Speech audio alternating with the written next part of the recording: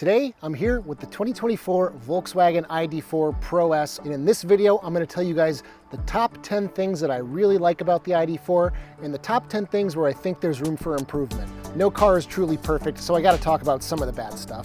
I've got a cup of coffee, we're going to talk about it, and if you're interested, stay tuned. With winter fast approaching, now is the best time to purchase some all-weather floor mats from today's sponsor, LinerX. LinerX is a Maryland-based company selling high-quality, laser-measured floor mats at a great price. They're made from TPE, which is a mixture of rubber and plastic, so they offer traction and flexibility as well as strength when you need to remove them, so you're not going to dump their contents all over your floor. If you've ever owned floor mats from, say, WeatherTech, then you know those are made from a much harder material that tends to warp over time. Not with LinerX. They also feature a simple and classy looking pattern with a lip around the entire footwell so liquids won't spread around and get on your carpeting. I've been using their front and rear floor mats as well as trunk and rear seat liners for over a year now, and they've held up admirably. So these floor mats have gotten the Ioniq seal of approval, and when anybody asks which floor mats to buy, I always recommend LinerX. Available on their website or Amazon through the links in the description. Hey everyone, my name is Corbin, and if this is your first time to my channel, welcome.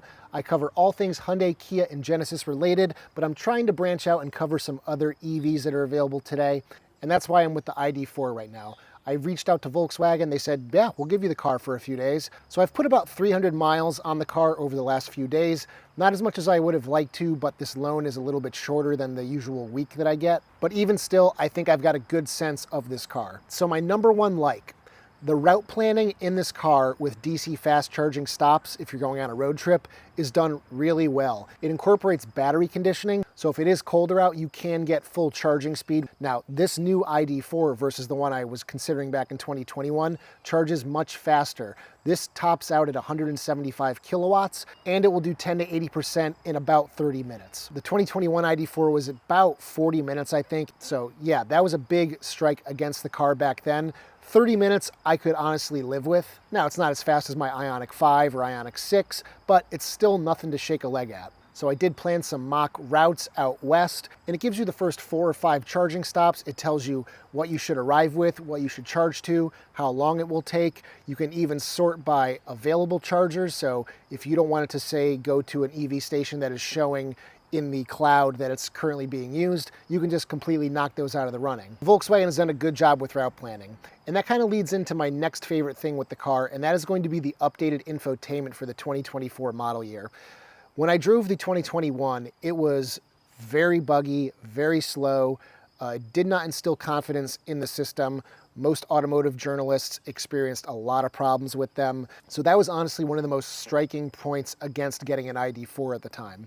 Now, I'm happy to say that they have greatly improved the system over the last 3 years. It's got new processors, a new screen, it's very sharp, colorful, it looks good, just all around much easier to use. It's laid out in a bit more logical of a way. There's still some screens that I think are a little confusing and are just kind of integrated kind of strangely. So I will give it a knock in that regard, but for the most part, it's relatively easy to use. The built-in voice assistant in the car is also very quick, it's responsive, it sounds very natural. It's not like some other cars that just have very strange sounding assistant voices. Hey ID, my butt is warm. Okay, cooling the seats now. Another big plus that kind of goes along with the route planning for the ID.4 is going to be the fact that it displays charging information in a very good way. So what I mean by that is there's a screen in the car that, say you want to go DC fast charge, it will tell you what the car can accept at that moment. So if you are at a higher state of charge, the battery can't take in as much charging power as it would if it were, say, 5% or 10%. So it will tell you what to expect when you get to a charger, and that's nice because you sometimes get to a charger with an EV and you don't know if you're limited by the car or you're limited by the charging station itself. So it's good to be able to see that the car can take this much. If you aren't getting that, then it's most likely the charging station, and if you want to get that charging speed, just move to a different station. It also has a manual battery conditioning button, so you can turn it on and off manually, and it will also tell you how long it will take to get the battery to that ideal temperature. These are all things that I think every EV should provide to the driver. Some other automakers just don't do it. So I'm glad to see that Volkswagen is giving its customers that information. Another one of my favorite things about this car is Volkswagen's Travel Assist, which is their adaptive cruise control and lane centering system that can be used on the highway. It is rock solid. There's no ping-ponging back and forth in the lane. I drove up to Boston from central Connecticut with it engaged most of the time the other day. Worked fantastically. It doesn't hug any specific side of the lane. It's quick to react if a car in front of you moves out of the way, and it'll bring you back up to your set speed. All around, it just feels very natural in the way that I prefer to drive. Now, I don't know if Volkswagen developed the system themselves or if they're using a third-party provider, but it's just all around a pleasure for highway driving. Another thing I really like is the fact that the driver display is attached to the steering column. So however you position the steering wheel, you will always have an excellent view of that screen, which really can't be said for cars like my Ioniq 5, whose screen just stretches beyond the edges of the steering wheel and the speed isn't centered in the screen, so sometimes it gets cut off by your hands if you have them at 10 and 2. So I just like the fact that it's always there, always easy to see. Another thing I really love about this car is the massage seats. Now, I've driven some Genesis vehicles with massaging seats, and they feel really intense. The massagers here feel really natural. It's almost like a rolling effect going up your back. Some other cars that I've been in definitely seem more like they're kneading you. This one just feels light enough that it's comfortable and not making you kind of be like, I need to turn this off soon. I could honestly keep it going my entire time while I'm behind the wheel. Another thing that was really useful when I was driving this thing around Boston, the turning radius. This thing turns on a dime. When comparing it with my Ioniq 5, it turns almost an entire car width shorter than the Ioniq 5. For maneuvering in a city, it's super useful. Parallel parking yesterday was a breeze with this car. So if you live in a city, even though this is a bigger car, it's very maneuverable. Another thing I really like is visibility out of this thing. It is really good. Back in the C-pillar here, you've got a cornering window, so if you look over your shoulder, you can easily see your blind spot. It's got big windows, a lot of glass. The rear hatch window is a little narrow. I do wish it was a little bit taller, but you can see out it pretty well, and it does have a rear windshield wiper, so it's not going to get dirty and you're not going to be able to not clean it. The ID.4 here also has unlock on approach and lock when you leave the car, which is a feature that you guys know I really like. The Ioniq 5 doesn't offer that, and the implementation here is done really well. My last thing that I really like about this car is just these simple door handles here. So unlike my Ioniq 5 that has the pop-out door handles, they sit flush, but they do pop out. Here, you just have a slot for your fingers to go in. There's a touch-sensitive pad on the backside. You just lightly touch that. The doors are electrically actuated, so you're not actually pulling a cable, and they're just easy to operate. So these door handles get an A+ for simplicity. So the first thing I think that they could improve on here is going to be charging speed.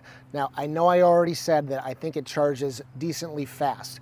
That doesn't mean that I don't think it shouldn't charge at 10 to 80% in just 18 minutes like the Ioniq 5 does. It's 2024, EVs should be charging faster than 30 minutes in my opinion. So I do really think they could improve that in future iterations of this vehicle. Another thing that I think could really be improved here is adding one-pedal driving. Now, this car has 2 levels of regeneration. There's basically coast mode, and then there is what they call B mode, which I'm assuming stands for brake mode. But it will slow you down pretty rapidly. The problem is it doesn't bring you to a complete stop. As you guys already know, if you've watched my videos before, I like to drive in one-pedal mode. Some people don't like it. Some people prefer to coast. Some people don't want it coming to a complete stop, but I personally do. So I really wish they gave you more granularity over the regenerative braking modes here, kind of like Hyundai and Kia and Genesis do. Now, this car does have heated and ventilated seats, and I've been using the ventilated seats, and I will be completely honest with you, they are very weak. They do not feel like they are doing much of anything.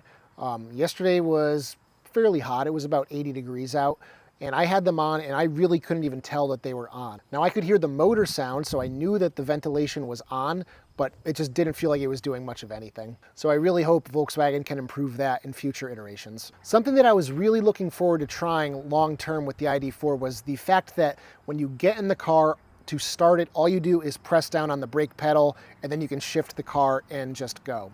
There's no start-stop button like in a lot of other cars. Now, I know some of you out there really like that feature. I'm not a fan. I really actually dislike it. I get in the car, I start it. Sometimes I push myself up to adjust myself, and the second your weight lifts off that seat, it turns the car off. I find it absolutely beyond annoying.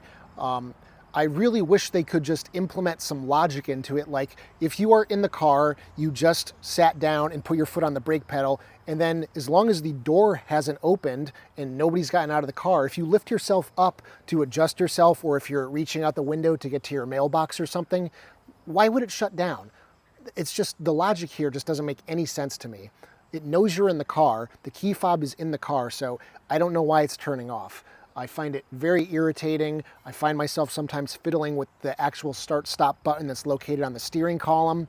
And even if you turn it on manually with that start-stop button, if you lift yourself out of the seat, it still turns off. I hate gloss black plastic, and there is a lot of it in this car. I just don't understand why this fad will not die. Why do the automakers keep putting this stuff in cars? That's all I ever hear when I watch other review videos, is how much people dislike the gloss black plastic.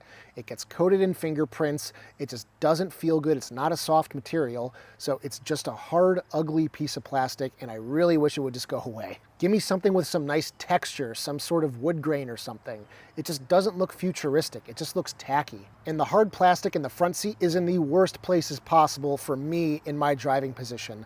My kneecap hits the gloss black plastic piece that has the window switches on it. It's very uncomfortable. And then the center console on my right knee is also just straight up hard plastic, and my knee is just kind of bumping into that most of the time. So all around, it just causes some discomfort for me. The dashboard though is super soft. I don't understand that. I'm not touching the dashboard. I would much rather have those nicer materials in the places where my body is actually going to be touching it on a daily basis. Another thing, this car has a big glass panoramic roof, but it also has a closing and opening sunshade.